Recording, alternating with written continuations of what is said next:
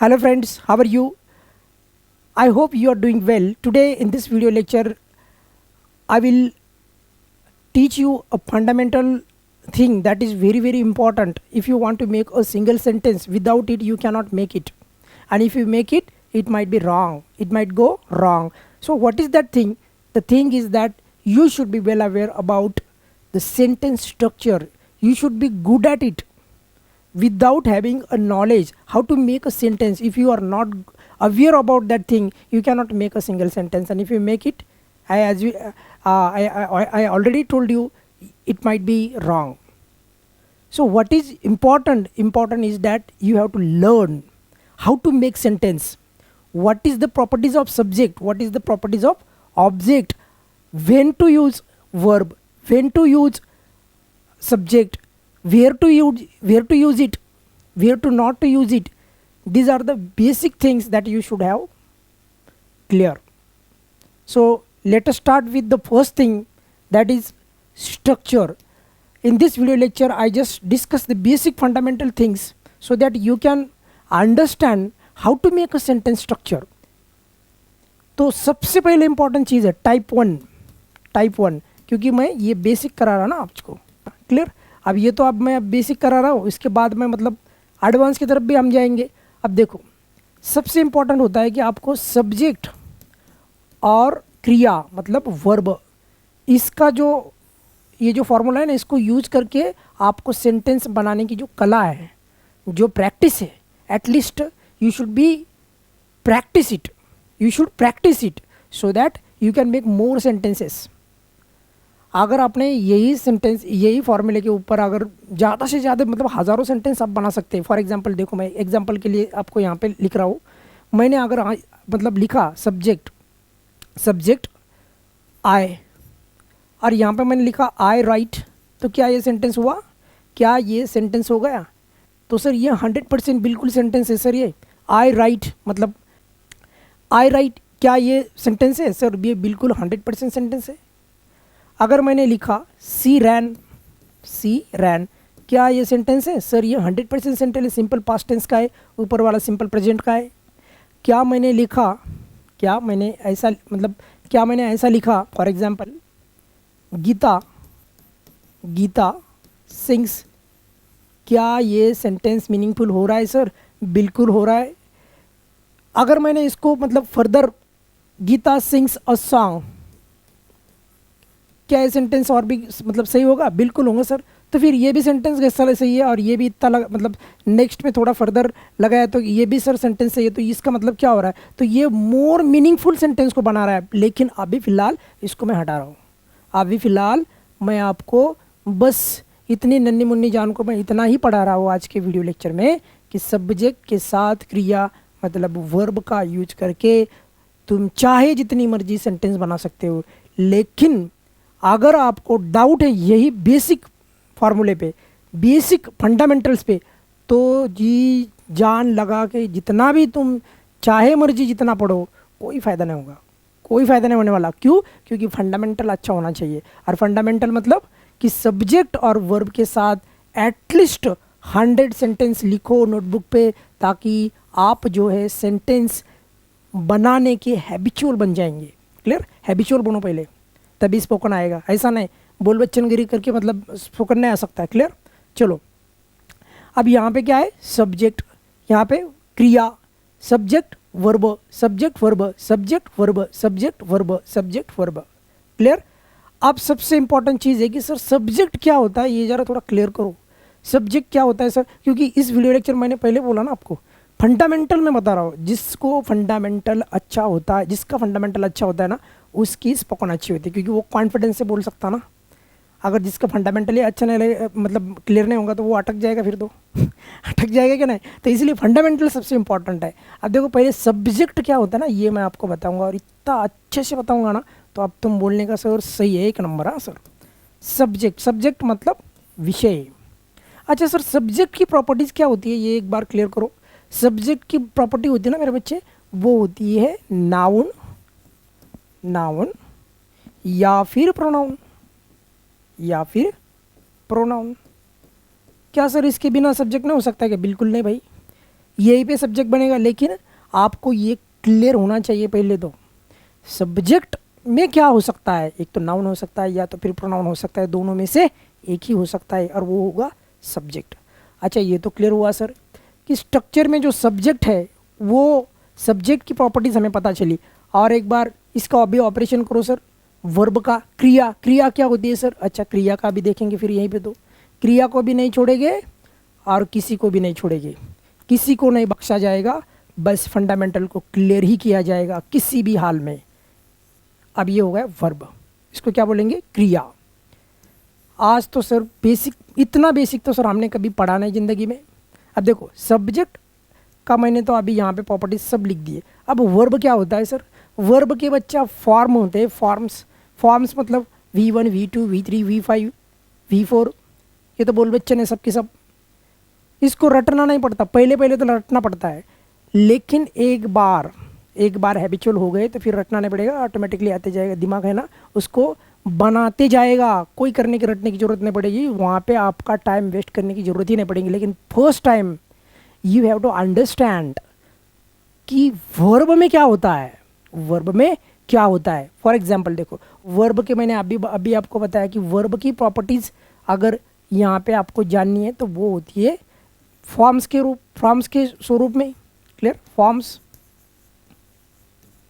अब फॉर्म्स कितने होते हैं? तो बेसिक है भाई, V1 होता है जिसको हम बोलेंगे बेस फॉर्म, जिसको क्या बोलेंगे? Base form. जैसे कि सर एग्जांपल के लिए एक वर्ब ले रहा मैं, राइट, तो राइट क्या हुआ? बेस फॉर्म हुआ सर।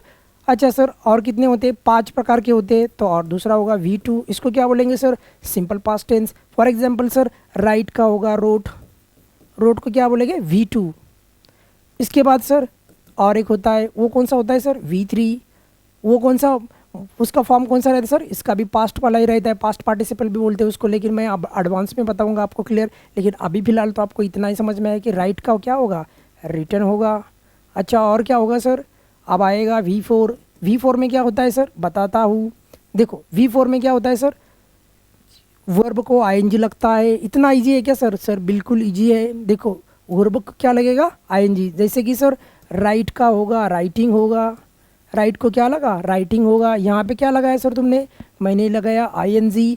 इसको क्या बोलेंगे? जब भी ING लगाएंगे वर्ब को तो बोलेंगे V4। अच्छा सर और क्या होता है? V5 होता है। उसमें क्या होता है? बताता हूँ, रुको। देखो V5।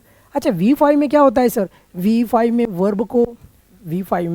वर्ब को क्या लगाते हैं? देखो जरा यहाँ पे बच्चा, राइट का बनेगा राइट्स। तो क्या लगाया सर तुमने एक्स्ट्रा में? यहाँ पे मैंने चालाकपंती कर दी, राइट्स को मैंने यहाँ पे यस लगाया। तो इसका मतलब ये हुआ कि V5 में यस लगता है या फिर ES लगता है या फिर IES लगता है।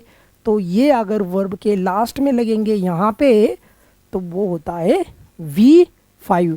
यहाँ तक क्लियर हुआ है क्या? अगर इतना भी बेसिक फंडामेंटल जिसका क्लियर नहीं है ना, तो पहले यही वीडियो देखना है, यही चीज़ें समझनी है, बाद में जाके तुम एक्सपर्ट बनो। अदरवाइज तुम कहीं के नहीं बचेंगे फिर तो, ना इधर के ना उधर के, बीच में लटकेंगे। क्लियर हुआ? मतलब यहाँ से आपको सीख इतना जाना है कि सब्जेक्ट किस चीज़ से बनता है, वर्ब की बेसिक प्रॉपर्टीज़ कैसी होती है, और सेंटेंस जो मैंने अभी आपके सामने यहाँ पे फर्स्ट टाइप का सेंटेंस, सब्जेक्ट प्लस वर्ब, विषय प्लस क्रिया का यूज करके सेंटेंस किस तरह से बनते हैं। बस इतना आपको समझ में आया या नहीं, इतना बोल दो।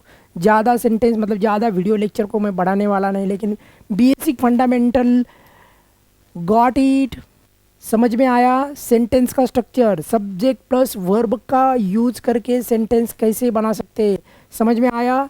बोलो सब्जेक्ट में क्या आता है? नाउन। और बोलो प्रोनाउन। अच्छा सर वर्ब की प्रॉपर्टीज़ बोलो सर। फॉर्म्स रहते, कितने फॉर्म्स रहते? सर पूरे 5 फॉर्म्स रहते। कौन से? V1 V2 V3 V5 V4 और V5। अच्छा यहाँ तक क्लियर हुआ?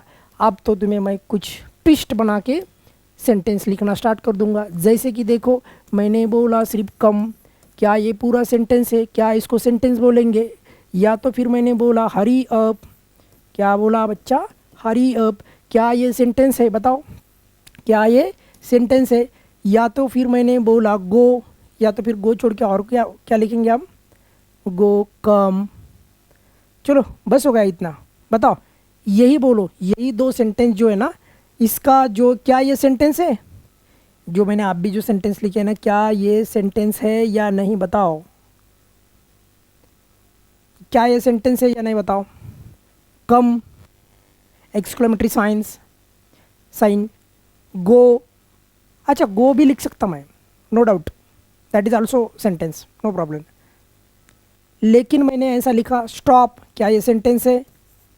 सर एक बात तो हमें समझ में आ रही है कि इसमें सब में वर्ब दिख रहा है। कहाँ पे सर? यहाँ पे दिख रहा है, यहाँ पे दिख रहा है, यहाँ पे दिख रहा है, मतलब वर्ब तो आ रहा है। क्या वर्ब आने, ये सेंटेंस का टाइप, मतलब ये कौन सी सेंटेंस है, आपको ये एटलीस्ट ये भी पता चला कि नहीं? मतलब ये सेंटेंस क्या है? जिस सेंटेंस की स्टार्टिंग वर्ब से होती है, जिस सेंटेंस की स्टार्टिंग क्रिया वर्ब से होती है, उसको इम्पेरेटिव सेंटेंस बोलते हैं। कौन सा सेंटेंस? इम्पेरेटिव। तो वो इम्पेरेटिव सेंटेंस ही है ना। एक ही वर्ड है इसमें, कम यानी आओ, गो यानी जाओ, स्टॉप यानी रुक जाओ, और लास्ट वाला हरी अप। जितनी चाहे मर्जी और भी बढ़ाओ, अगर आपको मतलब आपका दिल खुश नहीं हुआ ना तो और भी बढ़ाओ। दिल खुश हो गया या और बढ़ाने के, बताओ। दिल खुश हो गया क्या नहीं हुआ? मतलब ये एक वर्ड्स के भी सेंटेंस बन सकते हैं। क्या इस पे आपका दिल खुश हो गया क्या और बढ़ाने के? एक बार तो ऐसा पूछा था कि स्पीक, सिर्फ स्पीक था वहाँ पे, तो उसको मतलब उन्होंने पूछा था एग्जाम में कि स्पीक क्या है, तो स्पीक इंपेरेटिव सेंटेंस है ऑब्वियसली, नो डाउट। स्पीक इतना लिख दिया मैंने, सिर्फ स्पीक। स्पीक मैंने बोलो, बोलो बच्चा, तो ये क्या है? इंपेरेटिव सेंटेंस है सर, ये इंपेरेटिव।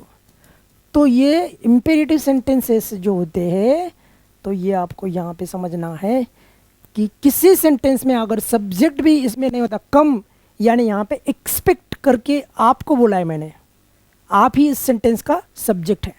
कम इधर आओ, गो उधर जाओ, स्टॉप वही रुको, तो किसको बोला मैंने? आपको बोला। तो सेंटेंस में यहाँ पे सब्जेक्ट नहीं दिखता, फिर भी ये सेंटेंस रहता है। तो इससे सबक इतनी ही लेनी है कि सेंटेंस में सिर्फ वर्ब होता है तभी भी वो सेंटेंस ही कहलाता है, क्योंकि वो मीनिंगफुल ही होता है और इम्पेरेटिव का पार्ट होता है। मतलब these are the imperatives, these are the imperatives. और इस मतलब इसमें हमें मतलब ऐसा अटकना नहीं कहाँ पे कि सर इतना लिखा तो ये क्या गलत हो जाएगा, कि सिर्फ कम लिखा तो सर ये तो सेंटेंस नहीं दिख रहा है सर हमें। तो ये बेसिक है ना, ये फंडामेंटल क्लियर करना पड़ता है। बिना फंडामेंटल का कोई बाबू आपको कोई भी भाव नहीं देगा मार्केट में। मतलब ज़्यादा आपको जितनी आप मतलब अच्छी जितना आपका फंडामेंटल अच्छा होगा ना, उतना ही आपका कॉन्फिडेंस अच्छा होगा।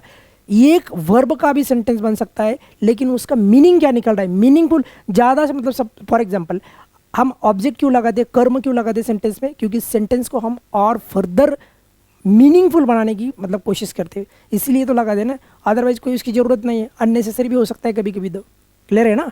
क्योंकि कम से तो पता चल रहा है। अब यहाँ पे मैंने लिखा कम हियर, तो हियर क्या हुआ?